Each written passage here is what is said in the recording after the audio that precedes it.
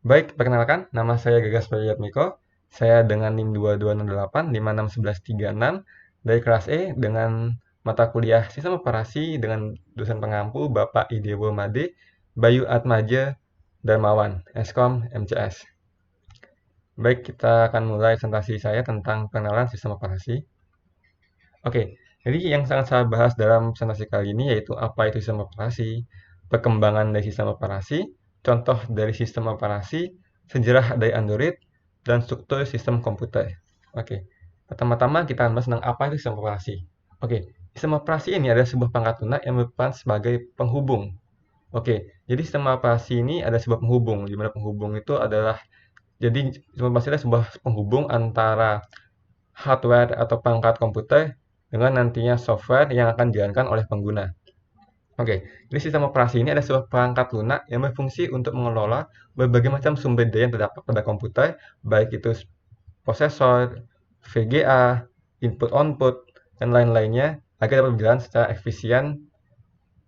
Nah, sistem operasi adalah sebuah sistem yang dibutuhkan agar para pengguna dapat menjalankan sebuah aplikasi atau memanipulasi data pada sebuah komputer. Dan tanpa adanya sistem operasi, maka komputer akan kesulitan atau bahkan tidak dapat menjalankan sebuah aplikasi dengan baik.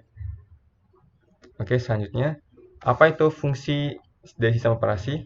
Secara umum, sistem operasi memiliki tiga tujuan dasar. Yang pertama adalah efisiensi, di mana sistem operasi memungkinkan sumber daya sistem komputer dapat digunakan dengan secara efisien dan baik. Yang kedua ada kemudahan, di mana sistem operasi ini berfungsi untuk membuat komputer dapat berjalan dengan atau digunakan dengan mudah, nyaman oleh para pengguna. Yang ketiga ada kemampuan berevolusi, di mana sistem operasi harus dibuat dengan mempertimbangkan bagaimana pengembangan dan dukungan terhadap sistem-sistem baru yang akan terus berkembang ke depannya. Selanjutnya ada sejarah perkembangan sistem operasi.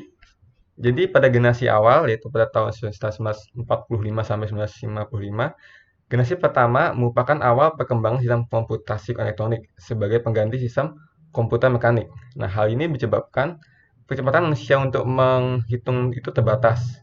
Selain itu, manusia juga sangat mudah untuk membuat kesalahan atau kekeliruan dalam saat menghitung.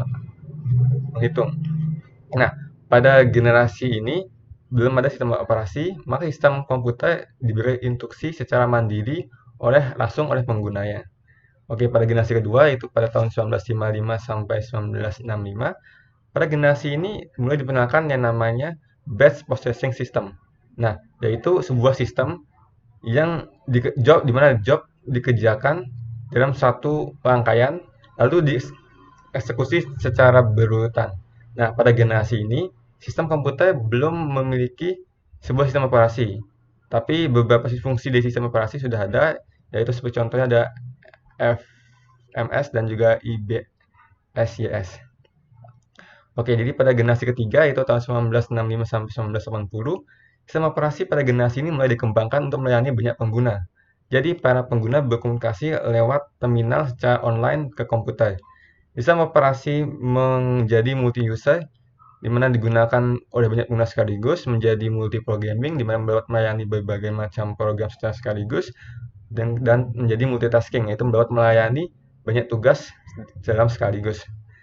Pada generasi keempat, yaitu pada 1990 sampai tahun 2000-an, pada generasi ini mulai adanya GUI atau GUI, Graphical User Interface, di mana ini adalah sebuah layanan antarmuka komputer yang berbasis grafis yang sangat nyaman dan mudah digunakan para pengguna. Nah, pada masa ini dimulai juga era komputasi tersebar. Nah, pada generasi selanjutnya, pada masa ini perkembangan dari sistem operasi tadi sangat-sangat cepat. Banyak sistem operasi yang mulai bermunculan. Salah satu teknologi terbaru pada zaman generasi selanjutnya ini adalah virtualization system dan akan terus berkembang menjadi lebih baik dan ada banyak banget fitur yang akan bermunculan.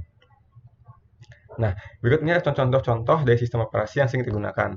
Yang pertama-tama ada Windows. Mungkin dari kita telah menggunakan Windows pada komputer-komputer kita. Nah, Windows ini adalah sistem operasi yang dibuat atau dikembangkan oleh Microsoft. Nah, yang kedua ada Mac OS atau Macintosh. Nah, Mac OS ini banyak digunakan pada produk-produk Apple seperti laptopnya Apple, MacBook, dan lain-lainnya. Nah, yang ketiga ada Linux, di mana Linux ini adalah sebuah sistem operasi yang bersifat open source yang dapat dikembangkan oleh berbagai komunitas. Nah, di Linux ini kita juga dapat mengembangkan dan menggunakan sistem operasi yang ada. Yang keempat ada Android, di mana ini sistem operasi yang digunakan pada HP-HP seperti Samsung, Apple, Oppo, Samsung, Xiaomi, Oppo, Vivo dan lain-lainnya. Dan untuk Apple sendiri dia memakai sistem operasi bernama iOS seperti ini, dan iOS ini banyak banget digunakan oleh aplikasi produk-produk Apple seperti iPhone, iPad dan lain-lainnya. Nah, untuk Android dan iOS ini sistem aplikasi yang berbasis mobile. Oke, selanjutnya ada sejarah dari Android. Nah, pada awalnya Android itu dibuat sebagai sebuah pendukung perangkat kamera digital. Namun karena kurangnya pangsa pasar pada saat itu, Android kemudian diubah dan dikembangkan menjadi sebuah perangkat mobile. Nah, sejarah pengembangan dari Android dimulai pada tahun 2003 pada saat didirikannya Android Inc. oleh Rich Miner, Chris White, dan juga Nick Scars. Nah, dan kemudian Android Inc. ini dibeli oleh Google pada tanggal 17 Agustus 2005. Nah, pada tanggal 22 Oktober tahun 2008, HTC Dream diluncurkan sebagai sebuah prosesor seluler pertama yang berbasis Android.